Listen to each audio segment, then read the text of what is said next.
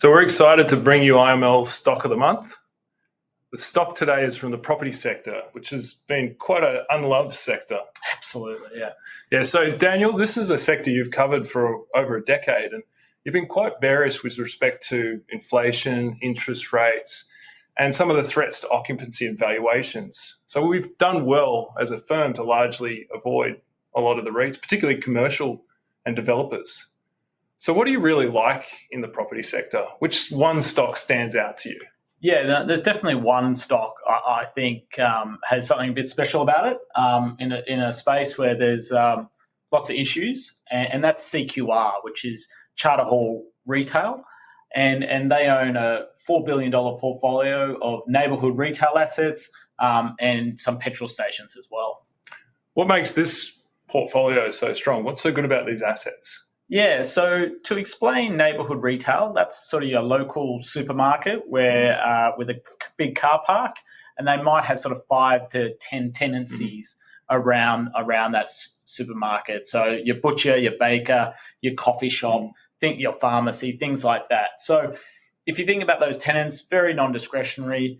About 60% of the rent comes from the anchors, whether that's Woolies or Coles or Audi, or BP or Ampol, and those rents all grow by either the turnover of the supermarket or by, in the case of the petrol stations, they grow by CPI. So you're getting really strong rental growth there. And then the specialty tenants, their rents grow by 4% fixed. So really strong growth through the whole economic cycle. The portfolio, unlike almost any REIT right now, maybe apart from industrial, we're seeing positive leasing spreads as well. So, a great portfolio. Quite unusual. And for those of us less versed in property jargon, the petrol stations benefit from triple net leases. So that means not only does the tenant pay the rent, but they're also responsible for property tax and any capital expenditure requirements. That's right. Yeah. That's right. Yeah, really strong cash flow. Yeah. So, and one of the biggest concerns we've seen in property is cyclicality of occupancy. How do these assets stand up in that respect? Yeah, so we've got the data back on this portfolio to 2003. And since 2003, the occupancy at any time, the most it's ever moved is 1%. So it's been between about 97.5% and 98.5% through recessions, through COVID. It's incredibly resilient, which is not a surprise when you think of the tenancy mix.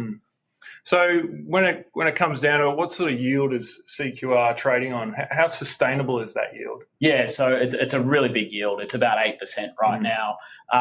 That yield will come off a little bit because they have very low interest costs right now, which they locked in a couple of years ago, which was a good thing. But those interest rate swaps will roll off over the next 2 years.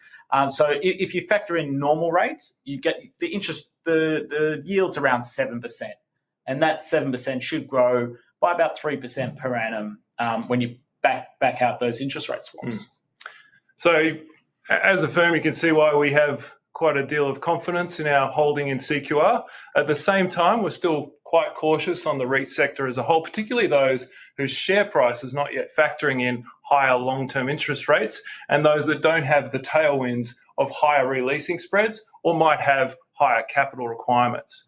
CapEx requirements. So CQR really is a gem, a standout in what is quite a beaten up sector for us. That's right.